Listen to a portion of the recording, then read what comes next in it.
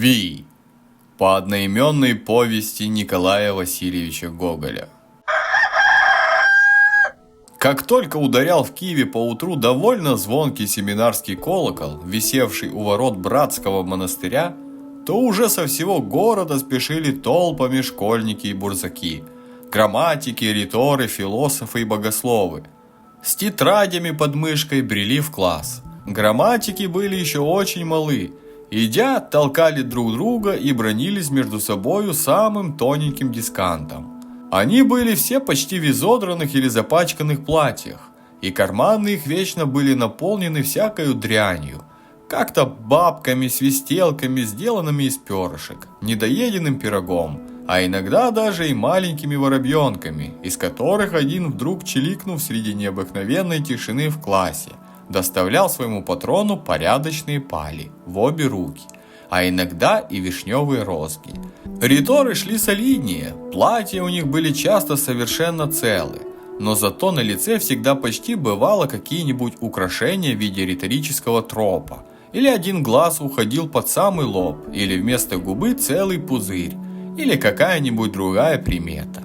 Эти говорили и божились между собою тенором. Философы целую октаву убрали ниже. В карманах их, кроме крепких табачных корешков, ничего не было. Запасов они не делали никаких, и все, что попадалось, съедали тогда же.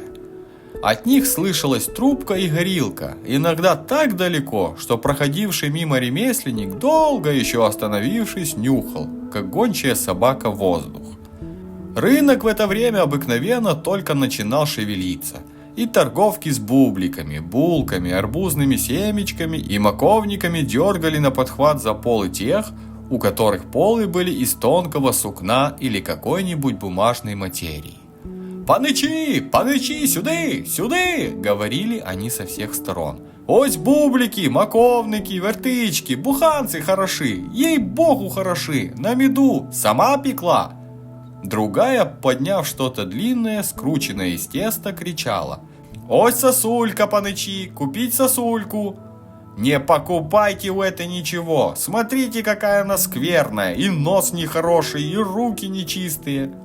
Но философов и богословов они боялись задевать, потому что философы и богословы всегда любили брать только на пробу, и притом целую гроздью. По приходе в семинарию вся толпа размещалась по классам, находившимся в низеньких, довольно, однако же, просторных кабинетах с небольшими окнами, с широкими дверьми и запачканными скамьями. Класс наполнялся вдруг разногласными жужжаниями, аудиторы выслушивали своих учеников. Звонкий дискант грамматика попадал как раз в звон стекла, вставленного в маленькие окна, и стекло отвечало почти тем же звуком. В углу гудел ритор, которого рот и толстые губы должны были принадлежать по крайней мере философии. Он гудел басом, и только слышно было издали. Аудиторы, слушая урок, смотрели одним глазом под скамью, где из кармана подчиненного бурсака выглядывала булка, или вареник, или семена из тыкв. Когда вся эта ученая толпа успевала приходить несколько ранее, или когда знали, что профессора будут позже обыкновенного, тогда со всеобщего согласия замышляли бой. И в этом бою должны были участвовать все, даже и цензора, обязанные смотреть за порядком и нравственностью всего учащегося сословия. Два богослова обыкновенно решали, как происходить битве. Каждый ли класс должен стоять за себя особенно, или все должны разделиться на две половины, на бурсу и семинарию. Во всяком случае, грамматики начинали прежде всех, и как только вмешивались риторы, они уже бежали прочь и становились на возвышениях наблюдать битву.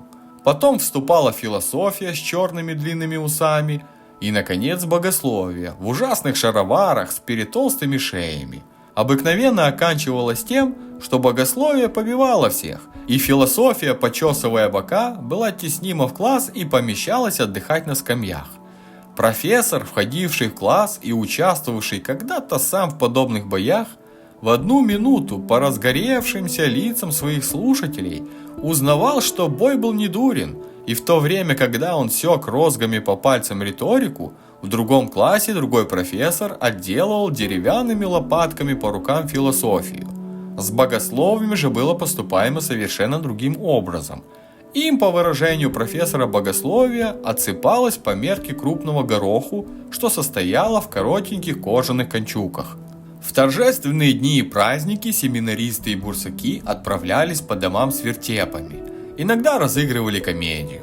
И в таком случае всегда отличался какой-нибудь богослов, ростом мало чем пониже киевской колокольни, представлявший Иродиаду или Пентафрию, супругу египетского царедворца. В награду получали они кусок полотна, или мешок проса, или половину вареного гуся и тому подобное. Весь этот ученый народ, как семинария, так и бурса, которые питали какую-то наследственную неприязнь между собою, был чрезвычайно беден на средства и прокормлению, и притом необыкновенно прожорлив. Так что сосчитать, сколько каждый из них уписывал за вечерю галушек, было бы совершенно невозможное дело, и потому доброхотные пожертвования зажиточных владельцев не могли быть достаточны. Тогда сенат, состоявший из философов и богословов, отправлял грамматиков и риторов под предводительством одного философа, а иногда присоединялся и сам, с мешками на плечах опустошить чужие огороды. И в бурсе появлялась каша из тыкв. Сенаторы столько объедались арбузов и дынь, что на другой день аудиторы слышали от них вместо одного 2 урока. Один происходил из уст, другой ворчал в сенаторском желудке. Бурса и семинария носили какие-то длинные подобия сюртюков, простиравшиеся по сие время. Слово техническое, означавшее «далее пяток». Самое торжественное для семинарии событие было вакансии. Время с июня месяца, когда обыкновенно бурса распускалась по домам. Тогда всю большую дорогу усеивали грамматики, философы и богословы. Кто не имел своего приюта, тот отправлялся к кому-нибудь из товарищей. Философы и богословы отправлялись на кондиции, то есть брали учителей приготовлять детей людей зажиточных, и получали зато в год новые сапоги, а иногда и на сюртюк. Вся ватага эта тянулась вместе целым табором, варила себе кашу и ночевала в поле. Каждый тащил за собой мешок, в котором находилась одна рубашка и пара ануч. Богословы особенно были бережливы и аккуратны. Для того, чтобы не износить сапогов, они скидали их, вешали на палки и несли на плечах, особенно когда была грязь. Тогда они, засучив шаровары по колени, бесстрашно разбрызгивали своими ногами лужи. Как только завидали в стороне хутор, тотчас сворачали с большой дороги и, приблизившись к хате, выстроенной поприятнее других, становились перед окнами в ряд и во весь рот начинали петь кант. Хозяин хаты, какой-нибудь старый казак-поселянин, долго их слушал, подпершись обеими руками. Потом рыдал пригорько и говорил, обращаясь к своей жене: «Жинко, то, что поют школяры, должно быть очень разумное. Вынеси им сало и что-нибудь такого, что у нас есть». И целая миска вареников ввалилась в мешок. Порядочный кус сала, несколько поляныц, а иногда и связанная курица помещалась вместе. Подкрепившись таким запасом, грамматики, риторы, философы и богословы опять продолжали путь. Чем далее, однако же, шли они, тем более уменьшалась толпа их. Все почти разбродились по домам, и оставались лишь те, которые имели родительские гнезда далее других.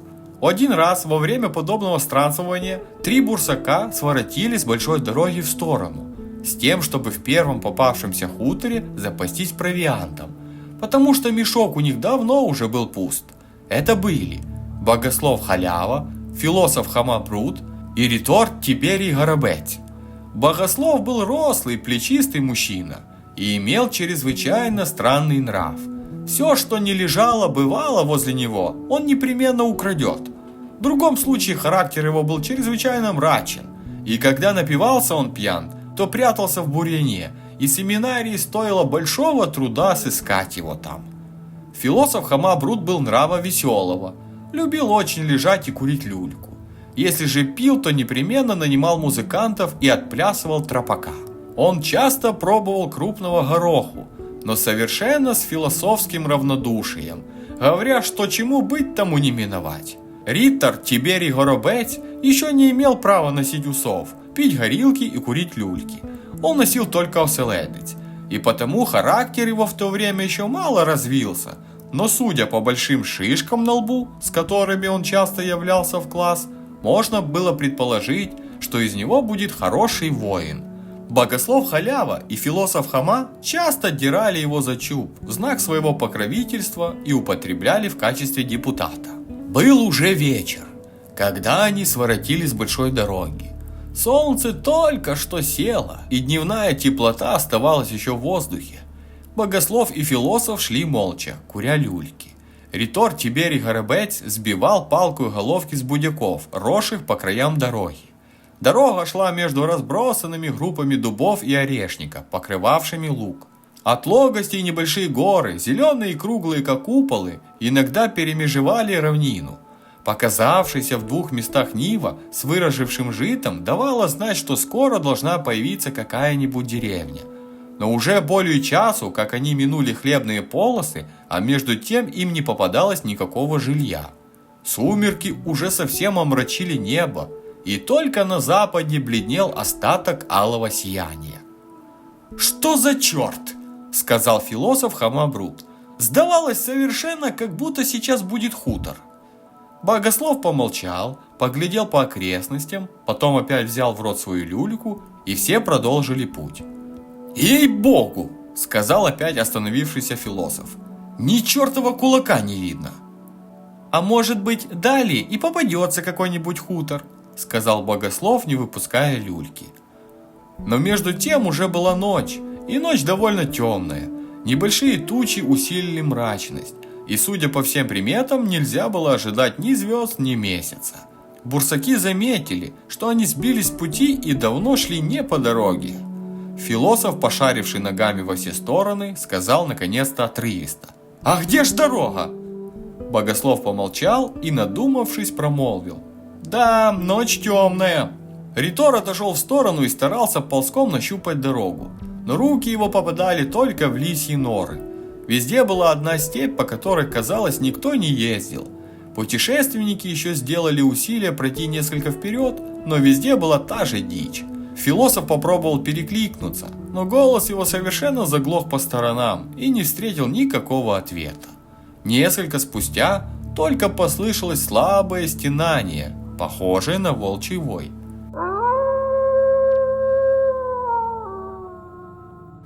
«Видишь, что тут делать?» – сказал философ. «А что, оставаться и заночевать в поле?» – сказал Богослов и полез в карман достать огнево и закурить снова свою люльку. Но философ не мог согласиться на это. Он всегда имел обыкновение упрятать на ночь полупудовую краюху хлеба и фунта 4 сала, и чувствовал на этот раз в желудке своем какое-то несносное одиночество. Притом, несмотря на веселый нрав свой, философ боялся несколько волков. «Нет, халява, не можно», – сказал он. «Как же, не подкрепив себя ничем, растянуться и лечь так, как собаки? Попробуем еще, может быть, набредем на какое-нибудь жилье, и хоть чарку горилки удастся выпить на ночь». При слове «горилка» Богослов сплюнул в сторону и примолвил: «Оно, конечно, в поле оставаться нечего». Бурсаки пошли вперед, и к величайшей радости их в отдалении почудился лай. Прислушавшись, с которой стороны, они отправились бодрее, и немного пройдя, увидели огонек. «Хутор! Ей-богу, хутор!» – сказал философ. Предположения его не обманули. Через несколько времени они свидели точно небольшой хуторок, состоявший из 2 только хат, находившийся в одном и том же дворе. В окнах светился огонь, десяток сливных дерев торчало под тыном. Взглянувши в сквозные дощатые ворота, бурсаки увидели двор, установленный чумацкими возами. Звезды кое-где глянули в это время на небе. «Смотрите же, братцы, не отставать! Во что бы то ни было, добыть ночлега!» 3 ученые мужа яростно ударили в ворота и закричали: «Отвори!» Дверь в одной хате заскрипела, и минуту спустя бурсаки увидели перед собой старуху в нагольном тулупе. «Кто там?» – закричала она, глухо кашляя. «Пусти, бабусь, переночевать! Сбились мы с дороги! Так в поле скверно, как в голодном брюхе. А что вы за народ? Да народ не обидчивый. Богослов халява, философ брут и ритор горобеть. Не можно, проворчала старуха. У меня народу полон двор, и все углы в хате заняты. Куда я вас дену? Да еще все какой рослый и здоровый народ. Да у меня и хата развалится, когда помещу таких. Я знаю этих философов и богословов. Если таких пьяниц начнешь принимать, то и двора скоро не будет. Пошли, идите отсюда, тут вам нет места. Умилосердись, бабуся. Как же можно, чтобы христианские души пропали ни за что, ни про что? Где хочешь, помести нас. И если мы что-нибудь, как-нибудь того или какое другое что сделаем, то пусть нам и руки отсохнут. И такое будет, что Бог один знает. Вот что. Старуха, казалось, немного смягчилась. «Хорошо», — сказала она, как бы размышляя. «Я впущу вас, только положу всех в разных местах, а то у меня не будет спокойно на сердце, когда будете лежать вместе». «На то твоя воля, не будем прикословить», — отвечали бурсаки. Ворота заскрипели, и они вошли во двор. «А что, бабусь?» — сказал философ, идя за старухой. «Если бы так, как говорят, ей-богу, в животе как будто кто колесами стал ездить. С самого утра хоть бы щепка была во рту». «Вишь, что захотел?» — сказала старуха. «Нет у меня, нет ничего такого, и печь не топила сегодня». «А мы бы уже за все это, — продолжал философ, — расплатились бы завтра как следует чистоганом». «Да, — продолжал он тихо, — черта с два получишь ты что-нибудь». «Ступайте, ступайте и будьте довольны тем, что дают вам. Вот черт принес какие нежных панычей». Философ Хома пришел в совершенное уныние от таких слов, но вдруг нос его почувствовал запах сушеной рыбы. Он глянул на шаровары богослова, шедшего с ним рядом, и увидел, что из кармана его торчал преогромный рыбий хвост. Богослов уже успел подтеребить с воза целого карася, и так как он это производил не из какой-нибудь корости, но единственное по привычке, и позабывши совершенно о своем карасе, уже разглядывал, чтобы такое стянуть другое, не имея намерения пропустить даже изломанного колеса, то философ Хома запустил руку в его карман, как в свой собственный, и вытащил карася. Старуха разместила бурсаков. Ритора положила в хате, богослова заперла в пустую комору, философу отвела тоже пустой овечий хлев. Философ, оставшись один, в одну минуту съел карася, осмотрел плетеные стены хлева, толкнул ногою в морду проснувшуюся из другого хлева любопытную свинью и поворотился на другой бок, чтобы заснуть мертвецки. Вдруг низенькая дверь отворилась,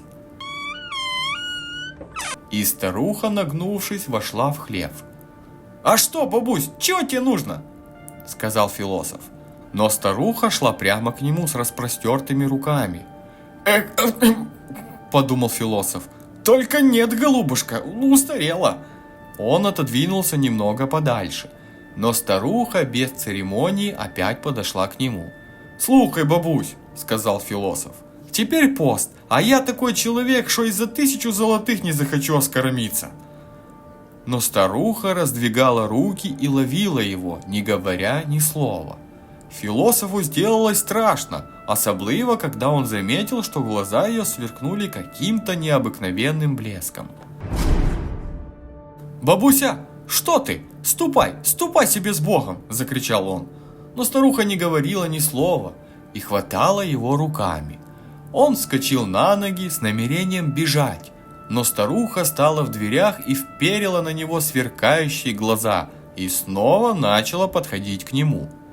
Философ хотел оттолкнуть ее руками, но к удивлению заметил, что руки его не могут приподняться, ноги не двигались, и он с ужасом увидел, что даже голос не звучал из уст его. Слова без звука шевелились на губах, он слышал только, как билось его сердце.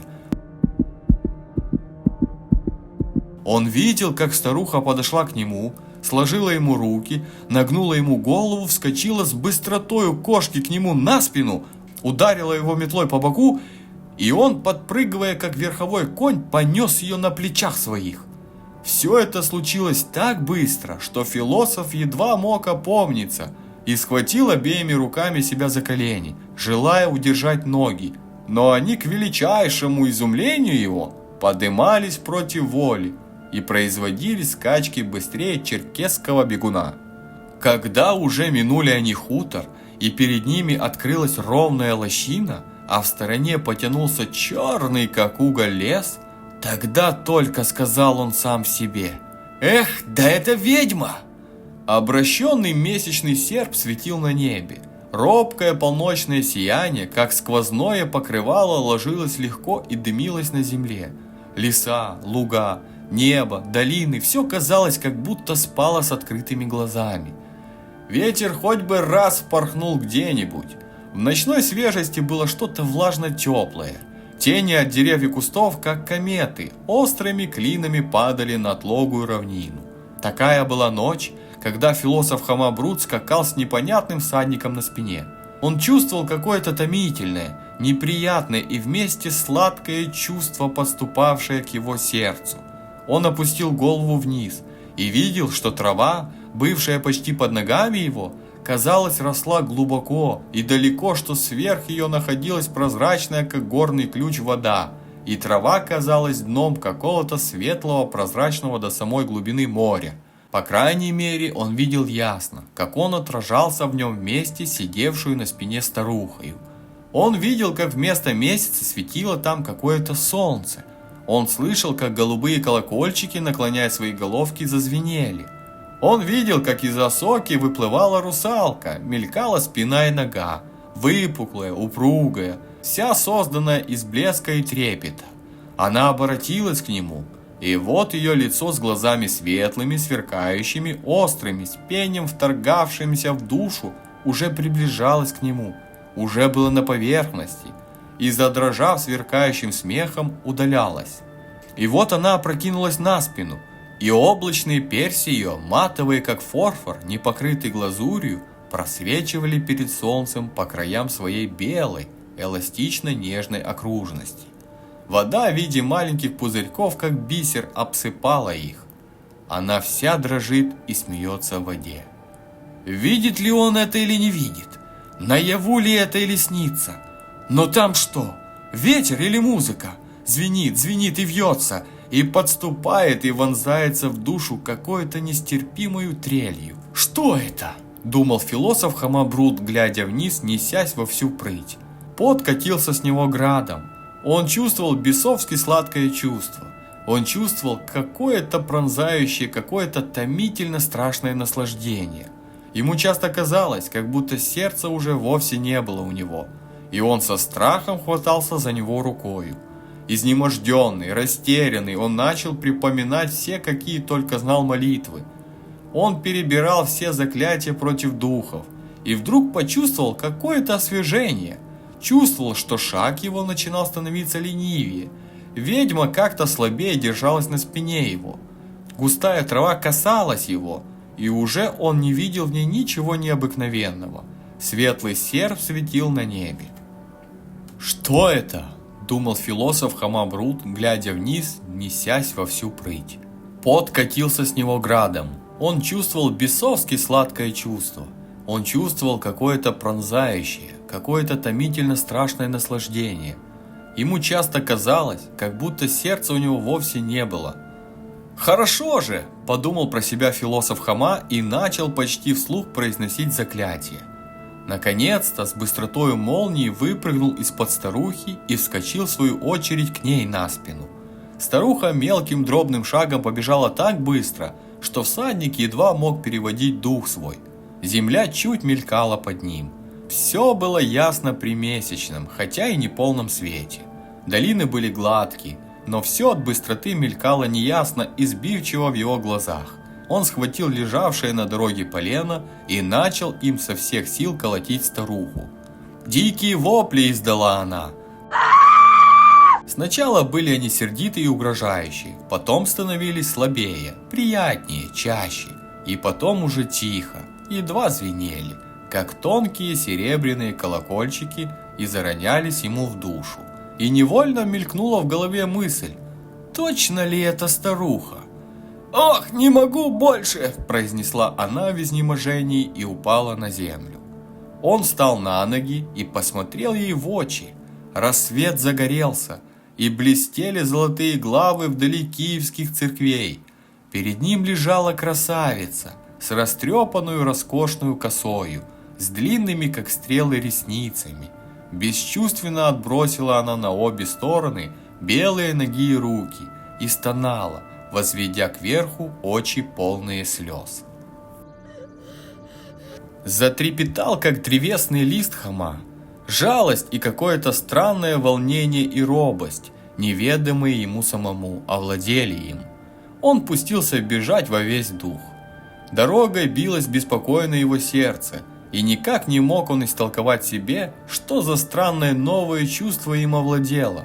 Он уже не хотел более идти на хутор и спешил в Киев, раздумывая всю дорогу о том непонятном происшествии. Бурсаков почти никого не было в городе, все разбрелись по хуторам или на кондиции, или просто без всяких кондиций, потому что по хуторам малороссийским можно есть галушки, сыр, сметану и вареники величиною в шляпу, не заплатив гроша денег. Большая разъехавшаяся хата, в которой помещалась бурса, была решительно пуста, и сколько философ не шарил во всех углах и даже ощупывал все дыры и западни в крыше, но нигде не отыскал ни куска сала, или по крайней мере старого кныша, что по обыкновению запрятываемо было бурсаками. Однако же философ скоро сыскался, как поправить своему горю. Он прошел, посвистывая раза 3 по рынку, перемигнулся на самом конце с какой-то молодою вдовою в желтом очипке, продававшую ленты, ружейную дробь и колеса, и был того же дня накормлен пшеничными варениками, курицею, и словом перечесть нельзя, что у него было за столом, накрытым в маленьком глиняном домике среди вишневого садика. Того же самого вечера видели философа в корчме.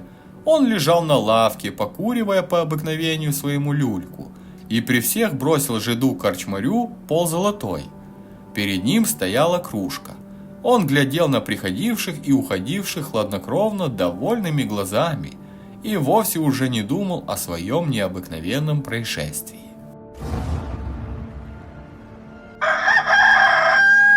Между тем распространились везде слухи, что дочь одного из богатейших сотников, которого хутор находился в 50 верстах от Киева, возвратилась в один день с прогулки вся избитая, едва имевшая силы добресть до отцовского дома, находится при смерти и перед смертным часом изъявила желание, чтобы отходную по ней и молитвы в продолжении 3 дней после смерти читал один из киевских семинаристов, Хома Брут. Об этом философ узнал от самого ректора, который нарочно призвал его в свою комнату и объявил, чтобы он без всякого отлагательства спешил в дорогу, что именитый сотник прислал за ним нарочно людей и возок. Философ вздрогнул по какому-то безотчетному чувству, которого он сам не мог растолковать себе. Темное предчувствие говорило ему, что ждет его что-то недоброе. Сам, не зная почему, объявил он напрямик, что не поедет. «Послушай, Хома», — сказал ректор, — «тебя никакой черт и не спрашивает о том, хочешь ли ты ехать или не хочешь. Я тебе скажу только так, что если ты еще раз будешь показывать свою рысь да мудрствовать, то прикажу тебя по спине и по прочему так отстегать молодым березняком, что и в баню не нужно будет ходить».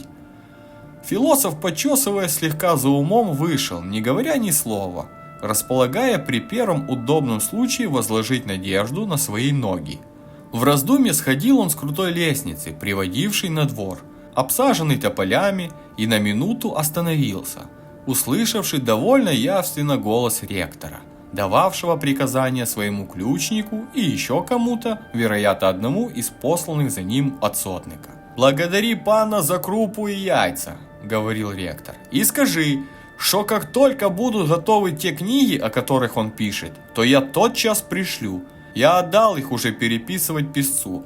Да не забудь, мой голубе, прибавить пану, что на хуторе у них, я знаю, водится хорошая рыба, и особенно осетрина, то при случае прислал бы. Здесь на базарах и не хороша, и дорога. А ты, Евтух, дай молодцам по чарке горилки, да философа привязать, а не то как раз удерет». «Вишь, чертов сын», – подумал про себя философ, – пронюхал длинноногий вьюн. Он сошел вниз и увидел кибитку, которую принял было сначала за хлебный овен на колесах. В самом деле она была так же глубока, как печь, в которой обжигают кирпичи. Это был обыкновенный краковский экипаж, в каком жиды полсотню отправляются вместе с товарами во все города, где только слышит их нос ярмарку. Его ожидало человек 6 здоровых и крепких казаков, уже несколько пожилых. Свитки из тонкого сукна с кистями показывали, что они принадлежали довольно значительному и богатому владельцу. Небольшие рубцы говорили, что они бывали когда-то на войне, не без славы. «Что ж делать? Чему быть, тому не миновать», – подумал про себя философ и, обратившись к казакам, произнес громко: «Здравствуйте, братья-товарищи!» «Будь здоров, пан философ», – отвечали некоторые из казаков. «Так вот, это мне приходится сидеть с вами? А брика знатная», – продолжал он, влезая. «Тут бы только нанять музыкантов, то и танцевать можно». «Да, в соразмерный экипаж», – сказал один из казаков, садясь на облучок сам друг с кучером, завязавшим голову тряпицей вместо шапки, которую он успел оставить в шинке. Другие 5 вместе с философом полезли в углубление и расположились на мешках, наполненные разную закупкою, сделанную в городе.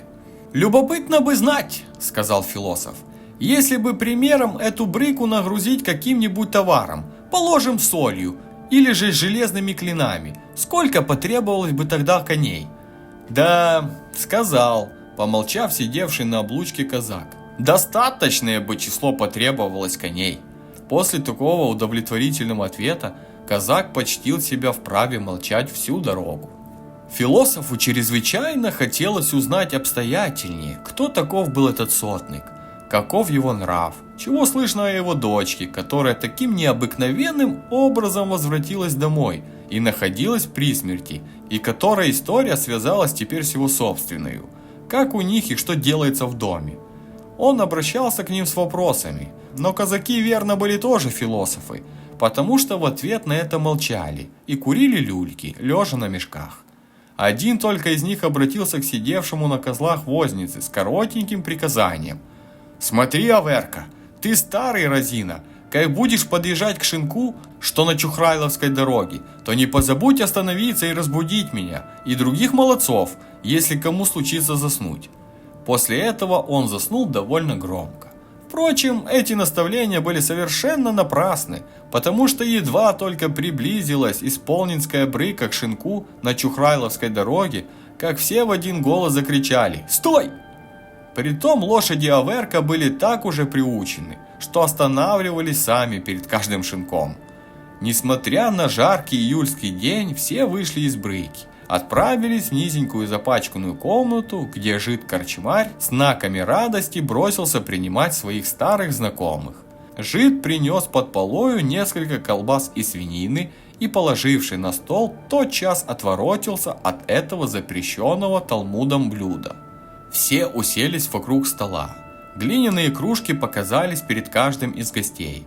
Философ Хома должен был участвовать в общей пирушке. И так как малороссияне, когда подгуляют, непременно начнут целоваться или плакать, то скоро вся изба наполнилась лобзаниями. «А ну, спирит, почелмокаемся! Иди сюда, Дорож, я обниму тебя!» Один казак, бывший постарее всех, с седыми усами, подставивший руку под щеку, начал рыдать от души о том, что у него нет ни отца, ни матери, и что он остался один на свете. Другой был большой резонер и беспрестанно утешал его, говоря: «Не плачь, ей-богу, не плачь, что ж тут, уж Бог знает, как и что такое». Один по имени Дорож сделался чрезвычайно любопытен и, обратившись к философу Хоме, беспрестанно спрашивал его: «Я хотел бы знать, чему у вас в бурсе учат? Тому ли самому, что и дьяк читает в церкви, или чему другому?» «Не спрашивай», — говорил протяжно резонер. «Пусть его там будет, как было. Бог уж знает, как нужно, Бог все знает». «Нет, я хочу знать», — говорил Дорож, «что там написано в тех книжках. Может быть, совсем другое, чем у дьяка». «О, боже мой, говорил этот почетный наставник. «И на что такое говорить? Так уж воля Божья положила, уж что Бог дал, того не можно переменить». «Я хочу знать все, что не написано. Я пойду в бурсу, ей-богу пойду. Что ты думаешь, я не выучусь? Всему выучусь, всему». «О, боже ж мой!» говорил утешитель и спустил свою голову на стол, потому что совершенно был не в силах держать ее вдоль и на плечах. Прочие казаки толковали о панах и о том, от чего на небе светит месяц. Философ Хома, увидя такое расположение голов, решил воспользоваться и улизнуть. Он сначала обратился к седовласому казаку, грустившему об отце и матери. «Шо ж ты, дядька, расплакался?» – сказал он. «Я и сам сирота. Отпустите меня, ребят, на волю. На что я вам?» «Пустим его на волю», – отозвались некоторые. «Ведь он сирота, пусть себе идет куда хочет». «О, боже ж мой, боже мой!» – произнес утешитель, подняв свою голову. «Отпустите его, пусть идет себе». И казаки уже хотели сами выставить его в чистое поле, но тот, который показал свое любопытство, остановил их, сказавший: «Не трогайте! Я хочу с ним поговорить о бурсе, я сам пойду в бурсу». Впрочем, вряд ли бы этот побег мог совершиться, потому что когда философ вздумал подняться из-за стола, то ноги его сделались как будто деревянными, и дверей в комнате начало представляться ему такое множество, что вряд ли бы он отыскал настоящую. Только к вечеру вся эта компания вспомнила, что нужно отправляться далее в дорогу. Взмастившись в брыку, они подтянулись, погоняя лошадей и напевая песню, которой слова и смысл вряд ли бы кто разобрал. Проколесивши большую половину ночи, беспрестанно сбиваясь с дороги, выученной наизусть, они, наконец, спустились с крутой горы в долину. И философ заметил по сторонам тянувшийся частокол, или плетень, с низенькими деревьями и выказывавшимися из них крышами. Это было большое селение, принадлежавшее сотнику. Уже более далеко за полночь, небеса были темны, и маленькие звездочки мелькали кое-где. Ни в одной хате не видно было огня. Они взъехали в сопровождении собачьего лая на двор. С обеих сторон были заметны крытые соломой сараи и домики. Один из них, находившийся как раз посередине прочих ворот, был более других и служил, как казалось, пребыванием сотника. Брыка остановилась перед небольшим подобием сарая, и путешественники наши отправились спать. Философ хотел, однако же, несколько обсмотреть снаружи панские хоромы, но как он ни пялил свои глаза, ничто не могло означиться в ясном виде. Вместо дома представлялся ему медведь, из трубы делался ректор. Философ махнул рукой и пошел спать. Когда проснулся философ, то весь дом был в движении. В ночь умерла панночка. Слуги бегали в попыхах взад и вперед. Старухи некоторые плакали. Толпа любопытная глядела сквозь забор на панский двор, как будто бы могла что-нибудь увидеть. Философ начал на досуге осматривать те места, которые он не мог разглядеть ночью. Панский дом был низенькое небольшое строение, какие обыкновенно строились в старину в Малороссии. Он был покрыт соломою. Маленький, острый и высокий фронтон с окошком, похожим на подтянутый кверху глаз, был весьма измалеван голубыми и желтыми цветами и красными полумесяцами. Он был утвержден на дубовых столбиках, до половины круглых и снизу шестигранных, с вычурной обточкой сверху. Под этим фронтоном находилось небольшое крылечко со скамейками по обеим сторонам. С боков дома были навесы на таких же столбиках, индивидах. Высокая груша с пирамидальную верхушку и трепещущимися листьями зеленела перед домом. Несколько амбаров в два ряда стояли среди двора, образуя рот широкой улицы, ведшей к дому. За амбарами к самым воротам стояли треугольниками два погреба, один напротив другого, крытые такой же соломою. Трехугольная стена каждого из них была снабжена низенькой дверью и размалевана разными изображениями. На одной из них нарисован был сидящий на бочке казак, державший над головой кружку с надписью «Все выпью». На другой фляжка, сулей и по сторонам для красоты лошадь, стоявшая вверх ногами, трубка, бубны и надпись «Вино казацкая потеха». Из чердака одного из сараев выглядывал сквозь огромное слуховое окно барабан и медные трубы. У ворот стояли две пушки. Все показывало, что хозяин дома любил повеселиться, и двор часто оглашали пиршественные клики. За воротами находились две ветряные мельницы. Позади дома шли сады. И сквозь верхушки дерев видны были только темные шляпки труб, скрывавшиеся в зеленой гуще хат. Все селение помещалось на широком и ровном уступе горы. С северной стороны все заслоняла крутая гора, и подошвою своей оканчивалась у самого двора. При взгляде на нее снизу она казалась еще круче, и на высокой верхушке ее торчали кое-где неправильные стебели тощего бурьяна и чернели на светлом небе. Обнаженный глинистый вид ее навевал какое-то уныние. Она была вся изрыта дождевыми промоинами и проточенными. На крутом косогоре ее в двух местах торчали две хаты.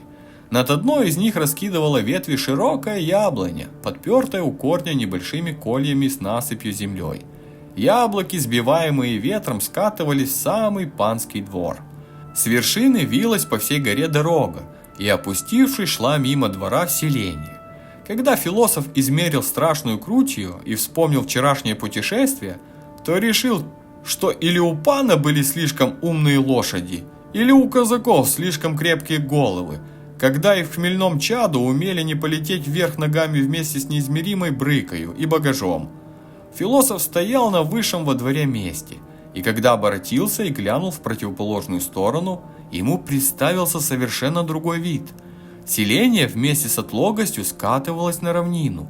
Необразимые луга открывались на далекое пространство, яркая зелень их темнела по мере отдаления, и целые ряды селений синели вдали, хотя расстояние их было более нежели на 20 верст. С правой стороны этих лугов тянулись горы, и чуть заметную вдали полосою горел и темнел Днепр. «Эх, славное место!» – сказал философ. «Вот тут бы жить, ловить рыбу в Днепре и в прудах, охотиться с тенетами или с ружьем, за стрепетами и крочнепами. Впрочем, я думаю, и дров немало в этих лугах. Фруктов же можно насушить и продать в город множество, или еще лучше выкурить из них водку, потому что водка из фруктов ни с каким пенником не сравнится. Да не мешает подумать и о том, как бы улизнуть отсюда». Он приметил за плетением маленькую дорожку, совершенно закрытую разросшимся бурьяном. Он поставил машинально на нее ногу, думая наперед только прогуляться, а потом тихомолком промеж хат, да и махнуть в поле, как внезапно почувствовал на своем плече довольно крепкую руку. Позади его стоял тот самый старый казак, который вчера так горько соболезновал о смерти отца и матери и о своем одиночестве. «Напрасно ты думаешь, пан философ, улепнуть из хутора», — говорил он. «Тут не такое заведение, чтобы можно было убежать, да и дороги для пешехода плохие. А ступай лучше к пану, он ожидает тебя давно в светлице». «Пойдем, что ж, я с удовольствием», — сказал философ и отправился вслед за казаком. Сотник, уже престарелый, с седыми усами и с выражением мрачной грусти, сидел перед столом в светлице, подперший обеими руками голову. Ему было около 50 лет, но глубокое уныние на лице и какой-то бледно-тощий цвет показывали, что душа его была убита и разрушена вдруг, в одну минуту, и вся прежняя веселость и шумная жизнь исчезла навеки. Когда взошел Хома вместе со старым казаком, он отнял одну руку и слегка кивнул головою на низкий их поклон. Хома и казак почтительно остановились у дверей. «Кто ты? И откуда и каково звание, добрый человек?» — сказал сотник ни ласково, ни сурово. «Из Бурсаков, философ Хома Брут». «А кто был твой отец?» «Не знаю, вельможий пан». «А мать твоя?» «И матери не знаю. По здравому рассуждению, конечно, была мать, но кто она и откуда, и когда жила, ей-богу, добродию, не знаю». Сотник помолчал и, казалось, минуту оставался в задумчивости. «Как же ты познакомился с моей дочкою?» «Не знакомился, вельможий пан, ей-богу, не знакомился. Еще никакого дела с паночкой не имел, сколько не живу на свете. Цур им, чтобы не сказать непристойного». Отчего же она не другому кому, а тебе именно назначила читать?» Философ пожал плечами. «Бог его знает, как это растолковать. Известное уже дело, что по нам подчас захочется такого, чего и самый найграмотейший человек не разберет. И пословица говорит: «Скачи враже, як пан каже». «Да не врешь ли ты, пан философ?» «Вот на этом самом месте пусть громом так и хлопнет, если лгу». «Если бы только минуточкой доли прожила ты, — грустно сказал сотник, — то верно бы я узнал все. Никому не давай читать по мне, но пошли тату сей же час в Киевскую семинарию и привези бурсака Хамубрута. Пусть 3 ночи молится по грешной душе моей, он знает». А что такое знает, я уже не услышал. Она, голубонька, только и могла сказать, и умерла. Ты добрый человек, верно, известен святой жизнью своей, богоугодными делами. И она, может быть, наслышалась о тебе. «Кто, я?» «Я святой жизни?» – произнес он, посмотрев прямо в глаза сотнику. «Бог с вами, пан, что вы это говорите?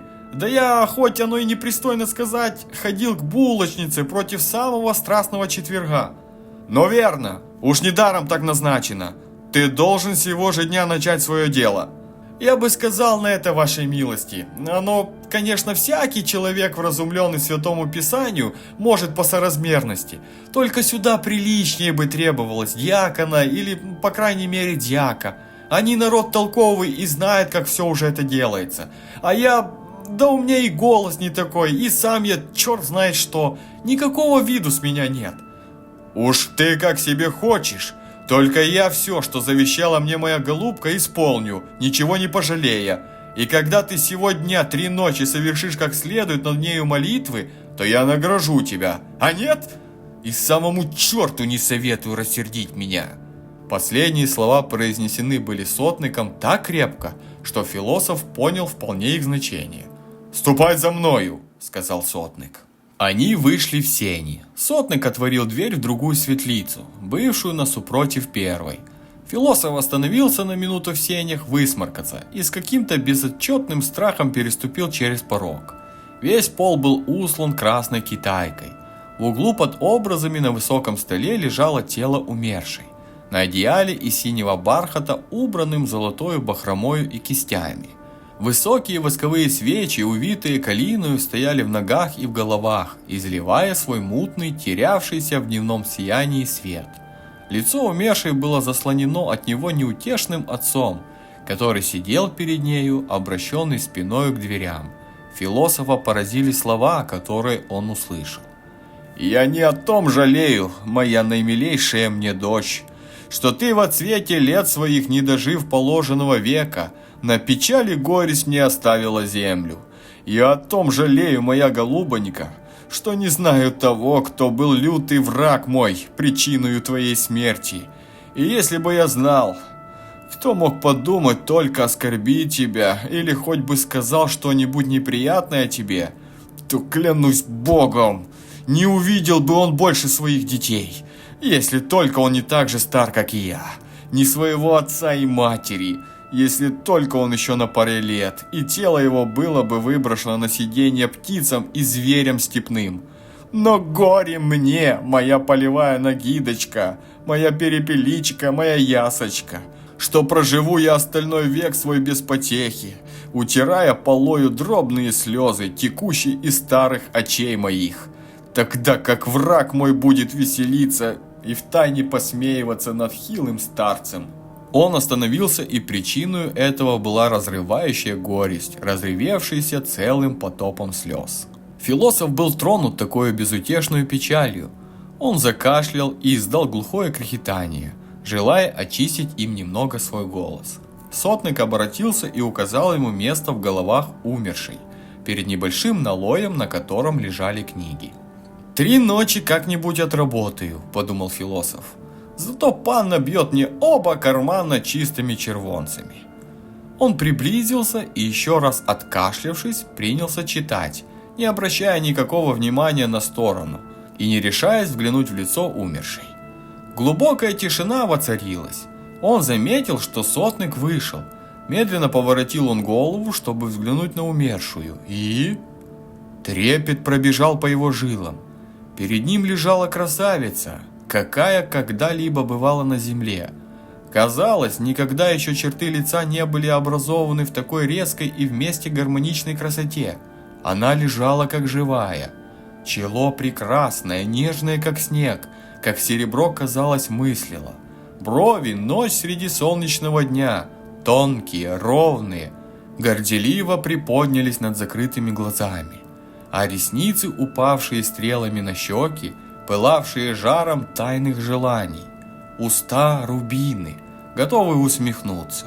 Но в них же, в тех же самых чертах, он видел что-то страшно пронзительное. Он чувствовал, что душа его начинала как-то болезненно ныть, как будто бы вдруг среди вихря веселья и закружившейся толпы запел кто-нибудь песню об угнетенном народе. Рубины уст ее, казалось, прикипали кровью к самому сердцу.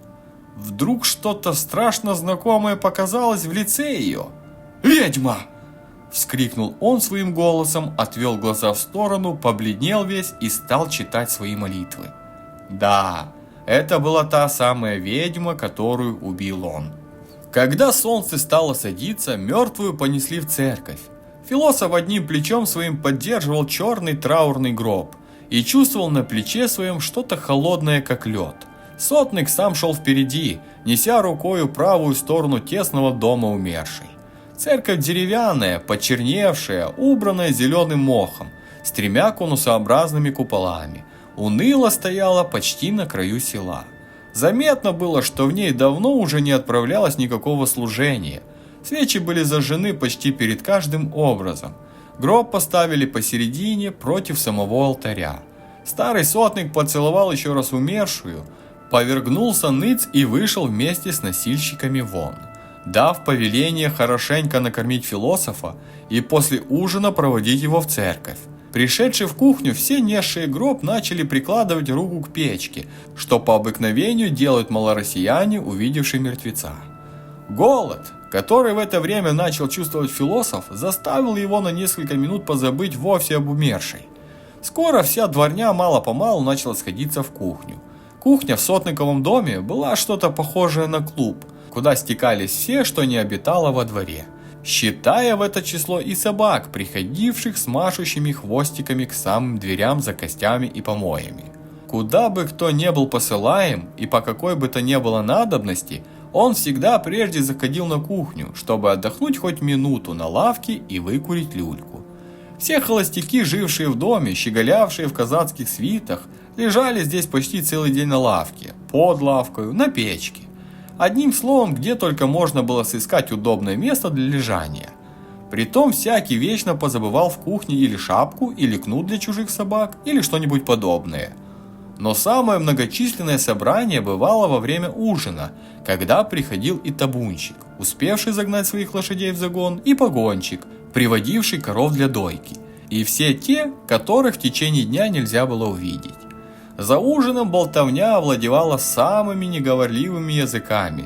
Тут обыкновенно говорилось обо всем. И о том, кто пошил себе новые шаровары, и что находится внутри земли, и кто видел волка. Тут было множество бонмонтистов, в которых между малороссиянами нет недостатка. Философ уселся вместе с другими в обширный кружок на вольном воздухе перед порогом кухни.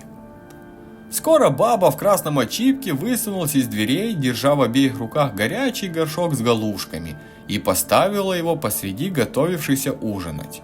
Каждый вынул из кармана своего деревянную ложку, иные за неимением деревянную спичку. Как только уста стали двигаться немного медленнее, и волчий голод всего этого собрания немного утишился, многие начали разговаривать. Разговор натурально должен был обратиться к умершей. «Правда ли?» – сказал один молодой овчар, который насадил на свою кожаную перевязь для люльки столько пуговиц и медных блях, что был похож на лавку мелкой торговки.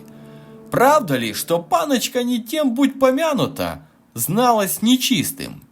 «Кто? Паночка?» – сказал Дорож, уже знакомый прежде нашему философу. «Да, она была целая ведьма, я присягну, что ведьма». «Полно, полно, Дорож!» – сказал другой, который во время дороги изъявлял большую готовность утешать. «Это не наше дело, Бог с ним, нечего об этом толковать». Но Дорож вовсе не был расположен молчать. Он только что перед тем сходил в погреб вместе с ключником по какому-то нужному делу. И, наклонившись раза два к 2 или 3 бочкам, вышел оттуда чрезвычайно веселый и говорил без умолку. «Что ты хочешь, чтобы я молчал?» – сказал он. «Да она на мне самом ездила, ей-богу ездила». «А что, дядька?» – сказал молодой овчар с пуговицами. «Можно ли узнать по каким-нибудь приметам ведьму?» «Нельзя», – отвечал Дорож. «Никак не узнаешь. Хоть все псалтыри перечитай, то не узнаешь». «Можно, Дорож. Не говори этого», – произнес прежний утешитель. «Уж Бог недаром дал всякому особый обычай. Люди, знающие науку, говорят, что у ведьмы есть маленький хвостик». «Когда стара баба, то и ведьма», – сказал хладнокровно седой казак. «О, уж хороши и вы», – подхватила баба, которая подливала в то время свежих галушек в очистившийся горшок. «Настоящие толстые кабаны». Старый казак, которого имя было Явтух, а прозвание Ковтун, выразил на губах своих улыбку удовольствия, заметив, что слова его задели за живое старуху, а погонщик скотины пустил такой густой смех, как будто бы 2 быка, ставшие один против другого, замычали разом. Начавшийся разговор возбудил непреодолимое желание и любопытство философа узнать обстоятельнее про умершую Сотникову дочь, и потому, желая опять навести его на прежнюю материю, обратился к соседу своему с такими словами. «Я хотел спросить, почему все это сословие, что сидит за ужином, считает панночку ведьмою? Что ж, разве она кому-нибудь причинила зло или извела кого-нибудь?» «Было всякого», – отвечал один из сидевших с лицом гладким, чрезвычайно похожим на лопату. «А кто не припомнит псаря Мыкиту или того?» «А что ж такое псарь Мыкита?» – сказал философ. «Стой, я расскажу про псаря Мыкиту», – сказал Дорож. «Нет, я расскажу про Мыкиту», – отвечал табунчик, – «потому что он был мой кум». «Я расскажу про Мыкиту», – сказал Спирит. «Пускай Спирит расскажет!» – закричала толпа. Спирит начал. «Ты, пан философ Хома, не знал Мыкиты. Эх, какой редкий был человек! Собаку каждую он бывало так знает, как родного отца. Теперешний псарь Микола, что сидит третьим за мною, и в подметке ему не годится. Хотя он тоже разумеет свое дело, но он против него дрянь, помои». «Ты хорошо рассказываешь, хорошо!» – сказал Дорож, одобрительно кивнул головою. Спирит продолжал. «Зайца увидит скорее, чем табак утрешь из носу. Бывало свистнет. А ну разбой, а ну быстрая!» А сам на коне во всю прыть. И уже рассказать нельзя, кто кого скорее обгонит. Он ли собаку или собака его. Сивухи кварту свистнет вдруг, как бы и не бывало. Славный был псарь. Только с недавнего времени начал он заглядываться беспрестанно на панночку. Вклепался ли он точно в нее, или уже она так его околдовала. Только пропал человек, обабился совсем. Сделался черт знает что. Пфу, непристойно и сказать. «Хорошо», — сказал Дорож. «Как только панночка бывало взглянет на него, то и повода из рук пускает. Разбоя зовет бровком, спотыкается и не весь что делает. Один раз панночка пришла на конюшню, где он чистил коня. «Дай, — говорит Мыкита, — я положу на тебя свою ножку». А он, дури, не рад тому. Говорит, что не только ножку, но и сама садись на меня. Панночка подняла свою ножку, и как увидел он ее нагую, полную белую ножку, то и говорит, чара так и ошеломила его. Он, дурень, нагнул спину и, схвативший обеими руками за ноги ее ножки, пошел скакать как конь по всему полю. И куда они ездили, он ничего не мог сказать. Только воротился едва живой, и с той поры иссохнул весь, как щепка. И когда раз пришли на конюшню, то вместо его лежала только куча золы, да пустое ведро. Сгорел совсем, сгорел само собою. А такой был псарь, какого на всем свете не можно найти. Когда Спирит окончил рассказ свой, со всех сторон пошли толки о достоинствах бывшего псаря. «А про шепчиху ты не слышал?» – сказал Дорож, обращаясь к Хоме. «Нет». «Эй, так у вас в бурсе, видно, не слишком большому разуму учат. Ну слушай, у нас есть на селе казак-шептун, хороший казак. Он любит иногда украсть и соврать без всякой нужды, но хороший казак. Его хата не так далеко отсюда. В такую самую пору, как мы теперь сели вечерять, Шептун с Жинкою, окончивши вечерю, легли спать.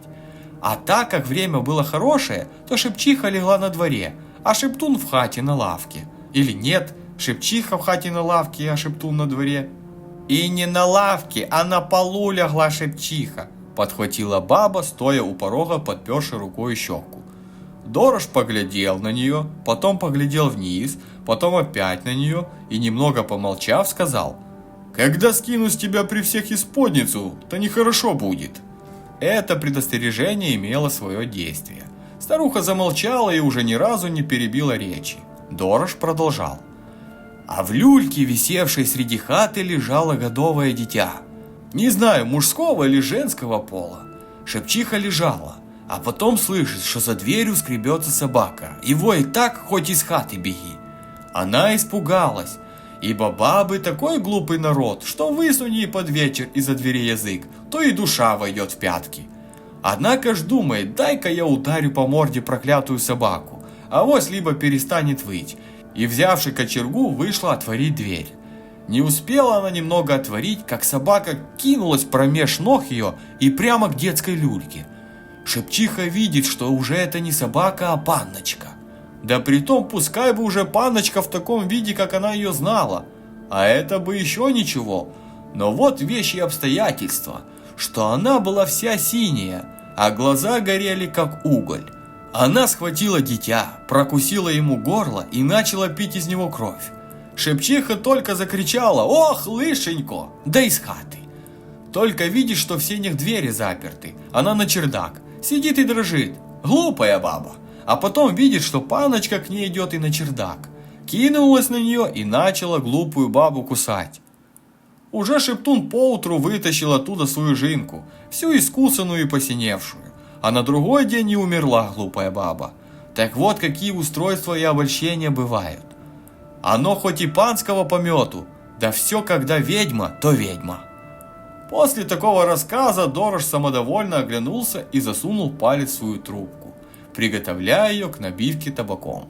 Материя ведьме сделалась неисчерпаемою. Каждый в свою очередь спешил что-нибудь рассказать.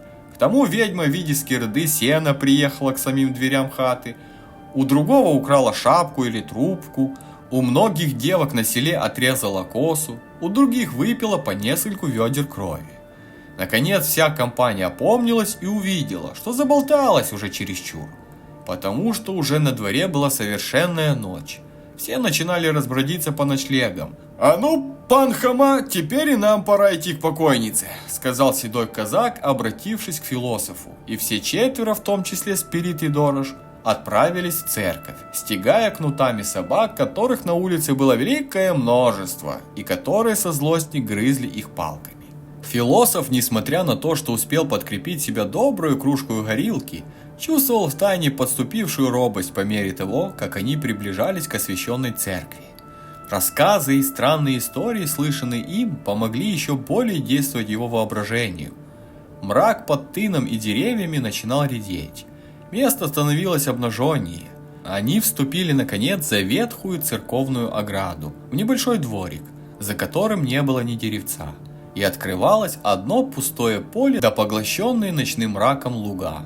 3 казака взошли вместе с Хомою по крутой лестнице на крыльцо и вступили в церковь. Здесь они оставили философа, пожелав ему благополучно отправить свою обязанность, и заперли за ним дверь по приказанию пана. Философ остался один. Сначала он зевнул, потом потянулся, потом фукнул в обе руки и, наконец, уже обсмотрелся. Посередине стоял черный гроб. Свечи теплились перед темными образами. Свет от них освещал только иконостас и слегка середину церкви. Отдаленные углы притвора были закутаны мраком. Высокий старинный иконостас уже показывал глубокую ветхость. Сквозная резьба его, покрытая золотом, еще блестела одними только искрами. Позолота в одном месте опала, в другом вовсе почернела. Лики святых, совершенно потемневшие, глядели как-то мрачно. Философ еще раз обсмотрелся. «Что ж», — сказал он, — «чего тут бояться? Человек прийти сюда не может, а от мертвецов и выходцев из того света есть у меня молитвы такие, что как прочитаю, то они меня и пальцем не тронут. Ничего», — повторил он, махнув рукою, — «будем читать». Подходя к Крылосу, увидел он несколько связок свечей. «Это хорошо», — подумал философ. «Нужно осветить всю церковь так, чтобы видно было как днем. Эх, жаль, что во храме Божьем не можно люльки выкурить». И он принялся прилепливать восковые свечи ко всем карнизам, налоям и образам, не жалея их немало. И скоро вся церковь наполнилась светом. Вверху только мрак сделался как будто сильнее, и мрачные образы глядели угрюмей из старинных резных рам, кое-где сверкавших позолотой. Он подошел к гробу, с робостью посмотрел в лицо умершей и не мог не зажмурить несколько вздрогнувших своих глаз. Такая страшная сверкающая красота! Он отворотился и хотел отойти, но по странному любопытству, по странному поперечивающему себе чувству, не оставляющему человека, особенно во время страха, он не утерпел, уходя не взглянуть на нее, и потом, ощутивший тот же трепет, взглянул еще раз. В самом деле, резкая красота усопшей казалась страшною. Может быть, даже она не поразила бы таким паническим ужасом, если была бы несколько безобразнее. Но в ее чертах ничего не было тусклого, мутного, умершего. Оно было живо, и философу казалось, как будто бы она глядит на него закрытыми глазами. Ему даже показалось, как будто из-под ресницы правого глаза ее покатилась слеза, и когда она остановилась на щеке, то он различил ясно, что это была капля крови. Он поспешно отошел к Крылосу, развернул книгу и, чтобы более ободрить себя, начал читать самым громким голосом. Голос его поразил церковные деревянные стены, давно молчаливые и оглохлые. Одиноко без эха сыпался он густым басом в совершенно мертвой тишине и казалось несколько диким даже самому чтецу. «Чего бояться?» – думал он между тем про себя. «Ведь она не встанет из своего гроба, потому что побоится Божьего слова. Пусть лежит. Да и что я за казак, когда бы устрашился? Ну и выпил лишнее, оттого и показываться страшно. А понюхать табаку... Эх, добрый табак, славный табак, хороший табак». Однако же, перелистывая каждую страницу, он посматривал искоса на гроб, и невольное чувство казалось, шептало ему: вот-вот встанет, вот поднимется, вот выглянет из гроба. Но тишина была мертвая, гроб стоял неподвижно, свечи лили целый потоп света, страшна освещенная церковь ночью, с мертвым телом и без души людей. Возвыся голос, он начал петь на разные голоса, желая заглушить остатки боязни, но через каждую минуту обращал глаза свои на гроб, как будто бы задавая невольный вопрос: что если подымется, если встанет она? Но гроб не шелохнулся, хоть бы какой-нибудь звук, какое-нибудь живое существо, даже сверчок отозвался в углу. Чуть только слышался легкий треск какой-нибудь отдаленной свечки, или слабый, слегка хлопнувший звук восковой капли, падавшей на пол. Ну а если подымется? Панночка приподняла голову. Он дико взглянул и протер глаза, но она точно уже не лежит, а сидит в своем гробе. Он отвел глаза свои и опять с ужасом обратил на гроб. Она встала, идет по церкви с закрытыми глазами, беспрестанно расправляя руки, как бы желая поймать кого-нибудь. Она идет прямо к нему. В страхе очертил он около себя круг. С усилием начал читать молитвы и произносить заклинания, которым научил его один монах, видевший всю жизнь свою ведьм и нечистых духов. Она стала почти на самой черте, но видно было, что не имела сил приступить ее, и вся посинела, как человек, уже несколько дней умерший. Хома не имел духа взглянуть на нее. Она была страшна. Она ударила зубами в зубы и открыла мертвые глаза свои, но не видя ничего, с бешенством, что выразило ее задрожавшее лицо, обратилась в другую сторону и, распростерши руки, обхватила ими каждый столб и угол, стараясь поймать Хому. Наконец остановилась, погрозив пальцем, и легла в свой гроб. Философ все еще не мог прийти в себя и со страхом поглядывал на это тесное жилище ведьмы. Наконец гроб вдруг сорвался со своего места и со свистом начал летать по всей церкви, крестя во всех направлениях воздух. Философ видел его почти над головою, но вместе с тем видел, что он не мог зацепить круга, им очерченного, и усилил свои заклинания. Гроб грянулся на середине церкви и остался неподвижным. Труп опять поднялся из него, синий, позеленевший, но в то время послышался отдаленный крик петуха. Труп опустился в гроб и захлопнулся гробовой крышкой. Сердце у философа билось, и пот катился градом, но ободренный петушиным криком, он дочитывал быстрее листы, которые должен был прочесть прежде. При первой заре пришли сменить его дьячок и седой Евтух, который на тот раз отправлял должность церковного старосты. Пришедший на отдаленный ночлег, философ долго не мог уснуть, но усталость одолела, и он проспал до обеда. Когда он проснулся, все ночные события казались ему происходившим во сне. Ему дали для подкрепления сил квартку горилки, за обедом он скоро развязался, присовокупил кое к чему замечания и съел почти один довольно старого поросенка. Но однако о своем событии в церкви он не решался говорить по какому-то безотчетному для него самому чувству и на вопросы любопытных отвечал: «Да, были всякие чудеса». Философ был одним из числа тех людей, которые, если накормят, то у них пробуждается необыкновенная филантропия. Он лежал со своей трубкой в зубах, глядел на всех необыкновенно сладкими глазами и беспрерывно поплевывал в сторону. После обеда философ был совершенно в духе. Он успел обходить все селения, перезнакомиться почти со всеми. Из 2 хат его даже выгнали.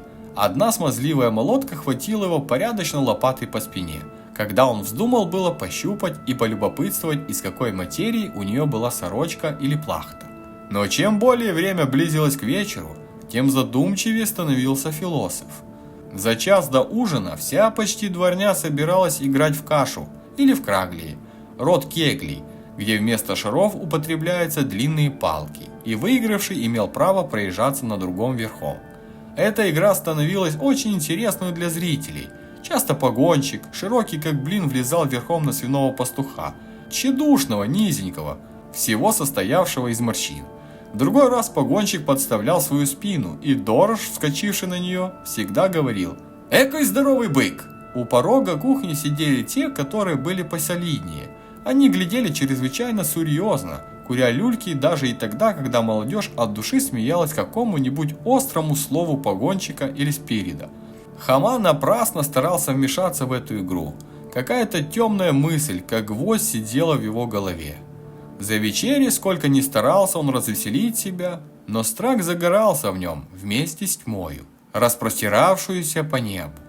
«А ну, пора нам, пан Бурсак!» — сказал ему знакомый седой казак, подымаясь с места вместе с Дорошем. «Пойдем на работу!» Хому опять таким же образом отвели в церковь. Опять оставили его одного и заперли за ним дверь.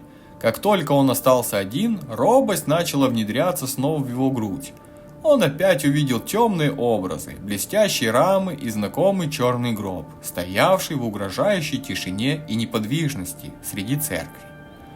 «Что ж», – произнес он, – «теперь, видать, мне в диковинку это диво. Оно только с первого разу немного страшно, а там оно уже не страшно, оно уже совсем не страшно». Он посмешно встал на крылос, очертил около себя круг, произнес несколько заклинаний и начал читать громко, решаясь не поднимать с книги своих глаз и не обращать внимания ни на что. Уже около часа он читал и начинал несколько уставать и покашливать. Он вынул из кармана рожок и, прежде нежели поднес табак к носу, робко повел глазами на гроб. Сердце его захолонуло. Труп уже стоял перед ним на самой черте и вперил на него мертвые позеленевшие глаза.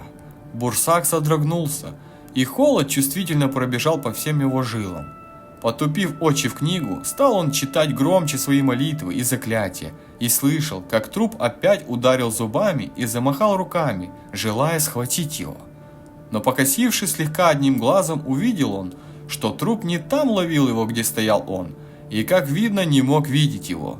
Глухо стала ворчать она и начала выговаривать мертвыми устами страшные слова.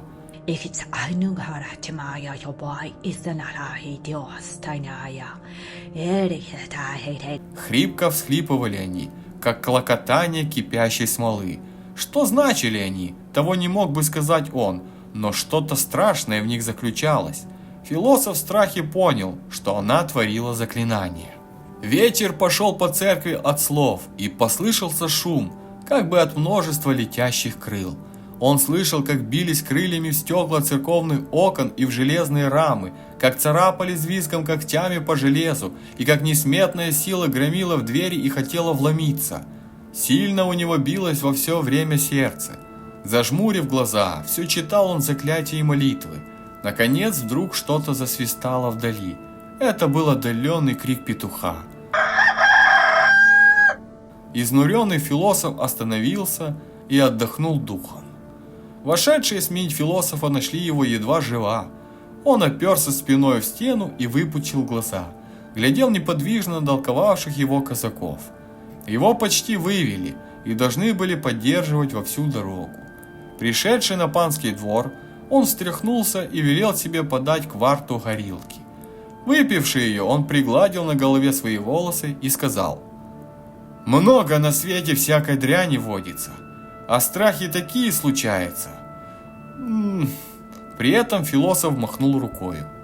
Собравшийся возле него кружок потупил голову, услышав такие слова. Даже небольшой мальчишка, которого вся дворня почитала вправе уполномочивать вместо себя, когда дело шло к тому, чтобы чистить конюшню или таскать воду, даже этот бедный мальчишка тоже разинул рот. В это время проходила мимо еще не совсем пожилая бабенка в плотно обтянутой запаске, выказывавшей ей круглый и крепкий стан, помощница старой кухарки, кокетка страшная, которая всегда находила что-нибудь пришпилить к своему очипку, или кусок ленточки, или гвоздику, или даже бумажку, если не было чего-нибудь другого. «Здравствуй, Хома», — сказала она, увидев философа. «Ай-яй-яй, что это с тобою?» — вскричала она, вплеснув руками. «Как что, глупая баба? Ах, боже мой, да ты весь посидел!» «Эге, да она правду говорит», — произнес Спирит, всматриваясь в него пристально. «Ты точно посидел, как наш старый Евтух!» Философ, услышав это, побежал опрометью в кухню, где он заметил прилепленный к стене, опачканный мухами треугольный кусок зеркала, перед которым были натыканы незабудки, барвинки и даже гирлянда из нагинок, показавшие назначение его для туалета щеголоватой кокетки. Он с ужасом увидел истину их слов, половина волос его точно побелела. Повесил голову Хома Брут и предался размышлению. «Пойду к пану», — сказал он. «Расскажу ему все и объясню, что больше не хочу читать. Пусть отправляет меня сей же час в Киев». В таких мыслях направил он путь свой к крыльцу панского дома.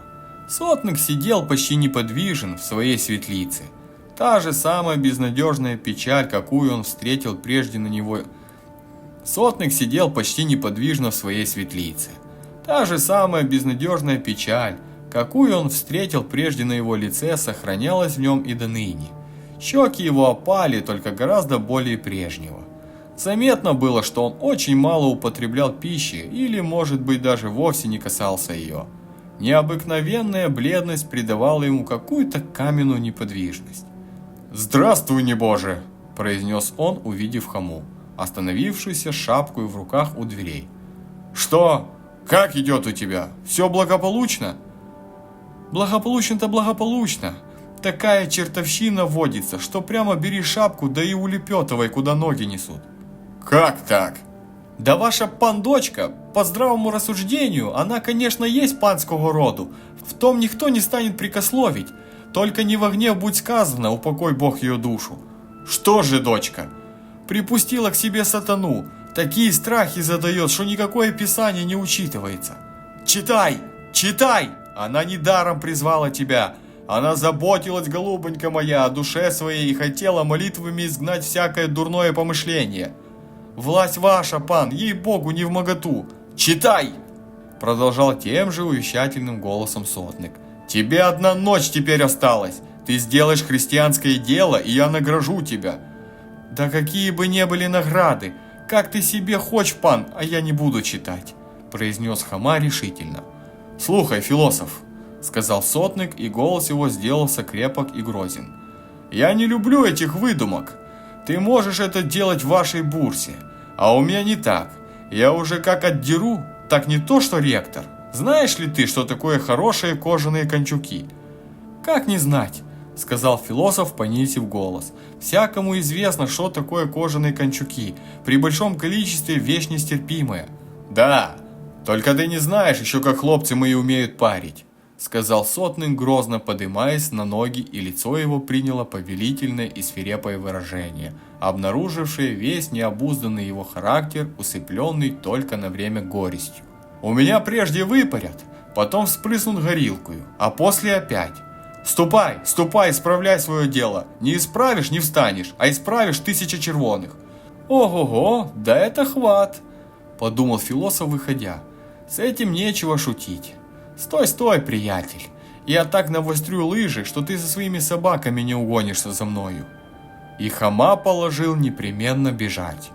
Он выжидал только после обеденного часу, когда вся дворня имела обыкновение забираться в сено под сараями и, открывший рот, испускать такой храп и свист, что панское подворье делалось похожим на фабрику. Это время наконец и настало. Даже и Евтух зажмурил глаза, растянувшись перед солнцем. Философ со страхом и дрожью отправился потихоньку в панский сад, откуда ему казалось удобнее и незаметнее было сбежать в поле. Этот сад по обыкновению был страшно запущен и, стало быть, чрезвычайно способствовал всякому тайному предприятию, выключая только одной дорожки, протоптанной по хозяйственной надобности. Все прочее было скрыто густо разросшимися вишнями, бузиною, лопухом, просунувшим на самый верх свои высокие стебли с цепкими розовыми шишками. Хмель покрывал как будто сетью вершину всего этого пестрого собрания деревьев и кустарников и составлял над ними крышу, напялившуюся на плетень и спадавшую с него вьющимися змеями вместе с дикими полевыми колокольчиками. За плетнем, служившим границей сада, шел целый лес бурьяна, в который, казалось, никто не любопытствовал заглядывать, и коса разлетелась бы вдребезги, если бы захотела коснуться лезвием своим одеревеневших толстых стеблей его. Когда философ хотел перешагнуть плетень, зубы его стучали, и сердце так сильно билось, что он сам испугался. Поло его длинной хламиды, казалось, прилипало к земле, как будто ее кто-то приколотил гвоздем. Когда он переступал плетень, ему казалось, оглушительным свистом трещал в уши какой-то голос. «Куда? Куда?» Философ юркнул в бурьян и пустился бежать, беспрестанно оступаясь о старые корни и давя ногами своими кротов. Он видел, что ему, выбравшись из бурьяна, стоило перебежать поле, за которым чернел густой терновник, где он считал себя безопасным, и пройдя который он, по предположению своему, думал встретить дорогу прямо в Киев. В поле он перебежал, вдруг и очутился в густом терновнике. Сквозь терновник он пролез, вставив вместо пошлины куски своего сюртука на каждом остром шипе, и очутился на небольшой лощине. Верба, разделившимися ветвями, преклоняясь инде почти до самой земли. Небольшой источник сверкал чистый, как серебро. Первое дело философа было прилечь и напиться, потому что он чувствовал жажду нестерпимую. «Добрая вода», — сказал он, утирая губы. «Тут бы можно и отдохнуть». «Нет, лучше побежим вперед, неравно будет погоня». Эти слова раздались у него над душами. Он оглянулся, перед ним стоял Евтух. «Чертов Евтух!» – подумал в сердцах про себя философ. «Я бы взял тебя за ноги и мерзкую рожу твою, и все, что не есть на тебе, побил бы дубовым бревном». «Напрасно дал ты такой крюк», – продолжал Евтух. «Гораздо лучше выбрать ту дорогу, по какой шел я, прямо мимо конюшни. Да притом сюртука жаль, а сукно хорошее. Почем платил за аршин? Однако ж погуляли довольно. Пора домой». Философ, почесываясь, побрел за Евтухом. «Теперь проклятая ведьма задаст мне феферу», – подумал он. «Да впрочем, что я в самом деле? Чего боюсь? Разве я не казак? Ведь читал же 2 ночи, поможет Бог и 3. Видно, проклятая ведьма порядочно греховно делала, что нечистая сила так за нее стоит. Такие размышления занимали его, когда он вступал на панский двор. Ободривший себя такими замечаниями, он упросил Дороша, который посредством протекции ключника имел иногда вход в панские погреба, вытащить сулью сивухи, и оба приятеля, севшие под сараем, и вытянули немного на пол ведра. Так что философ, вдруг поднявшись на ноги, закричал: «Музыкантов! Непременно музыкантов!» И, не дождавшись музыкантов, пустился среди двора на расчесанном месте отплясывать тропака. Он танцевал до тех пор, пока не наступило время полдника. И дворня, обступившая его, как водится в таких случаях, в кружок, наконец плюнула и пошла прочь, сказавши: «Вот это как долго танцует человек!»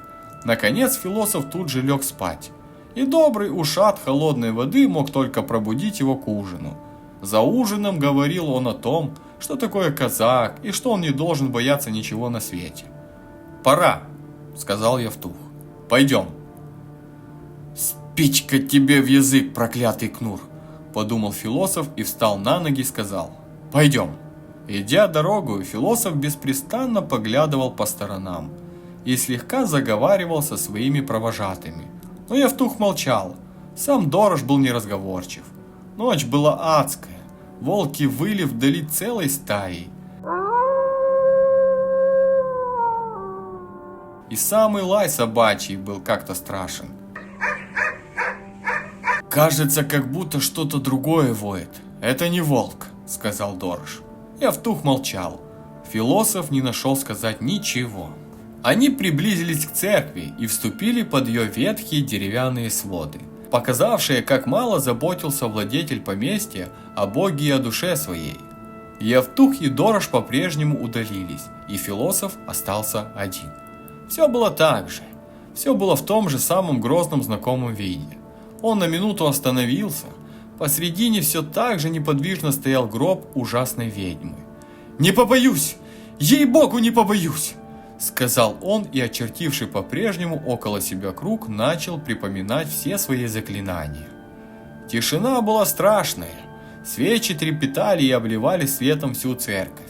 Философ перевернул один лист, потом перевернул другой и заметил, что он читает совсем не то, что писано в книге. Со страхом перекрестился он и начал петь. Это несколько ободрило его. Чтение пошло вперед, и листы мелькали один за другим. Вдруг среди тишины с треском лопнула железная крышка гроба, и поднялся мертвец. Еще страшнее был он, чем в первый раз. Зубы его страшно ударились ряд о ряд. В судорогах задергались его губы, и, дико взвигивая, понеслись заклинания. Вихрь поднялся по церкви, попадали на землю иконы, полетели сверху вниз разбитые стекла окошек, двери сорвались с петель, и несметная сила чудовищ влетела в Божью церковь. Страшный шум от крыл и от царапаний когтей наполнил всю церковь. Все летало и носилось, ища повсюду философа. У Хомы вышел из головы последний остаток хмеля. Он только крестился, да читал, как попало, молитвы. И в то же время слышал, как нечистая сила металась вокруг его, чуть не зацепляя его концами крыл и отвратительных хвостов. Не имел духу разглядеть он их. Видел только, как во всю стену стояло какое-то огромное чудовище в своих перепутанных волосах, как в лесу. Сквозь сеть волос глядели страшные два глаза.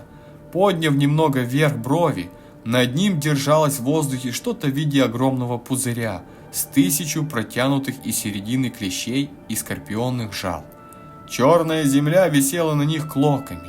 Все глядели на него, искали и не могли увидеть его, окруженного таинственным кругом. «Приведите мне Вия! Ступайте за Вием!» И вдруг настала тишина в церкви. Послышалось вдали волчье завывание.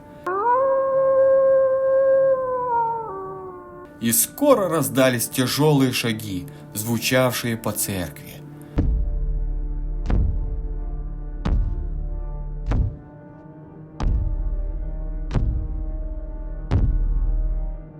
Взглянув искоса, он увидел, что ведут какого-то приземистого дюжего косолапого человека. Весь он был в черной земле, как жилистые крепкие корни выдавали его засыпанные землю ноги и руки. Тяжело ступал он, поминутно оступаясь. Длинные веки опущены были до самой земли. С ужасом заметил Хома, что лицо было на нем железное. Его привели под руки и прямо поставили к тому месту, где стоял Хома. «Поднимите мне веки, не вижу», — сказал подземным голосом Вий. И все сомнищи кинулись подымать ему веки. «Не гляди!» — шепнул какой-то внутренний голос философу. Не вытерпел он и глянул. «Вот он!» — закричал Вий и уставил на него железный палец. И все, сколько не было, кинулись на философа. Бездыханный грянулся он на землю, и тут же вылетел дух из него от страха. Раздался петушиный крик. Это был уже второй крик. Первый прослышали гномы. Испуганные духи бросились кто как попало, в окна и двери, чтобы поскорее вылететь. Но не тут-то было, так и остались они там, завязнувшие в дверях и окнах. Вошедший священник остановился при виде такого посрамления Божьей святыни и не посмел служить панихиду в таком месте. Так навеки и осталась церковь, завянувшими в дверях и окнах чудовищами. Обросла лесом, корнями, бурьяном, диким терновником, и никто не найдет теперь к ней дороги. Когда слухи об этом дошли до Киева, и богослов Халява услышал наконец о такой участи философа, то предался целый час раздумью. С ним в продолжении того времени произошли большие перемены. Счастье ему улыбнулось. По окончании курса наук его сделали звонарем самой высокой колокольни, и он всегда почти являлся с разбитым носом, потому что деревянная лестница на колокольню была чрезвычайно безалаберно сделана. «Ты слышал, что случилось с Хомою?» — сказал подошедший к нему Тиберий Горобец, который в то время был уже философ и носил свежие усы. «Так ему Бог дал», — сказал звонарь Халява. «Пойдем в шинок, да помянем его душу». Молодой философ, который с жаром энтузиаста начал пользоваться своими правами, так что на нем и шаровары, и сюртук, и даже шапка отзывались спиртом и табачными корешками, в ту же минуту изъявил готовность. «Славный был человек Хома», — сказал звонарь, когда хромой шинкарь поставил перед ним третью кружку. «Знатный был человек, а пропал ни за что. А я знаю, почему пропал он. От того, что побоялся. А если бы не боялся, то бы ведьма ничего не могла с ним сделать. Нужно только, перекрестившись, плюнуть на самый хвост ей, то и ничего не будет. Я знаю уже все это. Ведь у нас в Киеве все бабы, которые сидят на базаре, все ведьмы». На этот звонарь кивнул головой в знак согласия, но заметивши, что язык его не мог произнести ни одного слова, он осторожно встал из-за стола и, пошатываясь на обе стороны, пошел спрятаться в самое отдаленное место в бурьяне. Причем не позабыл, по прежней привычке своей, утащить старую подошву от сапога, валявшуюся на лавке.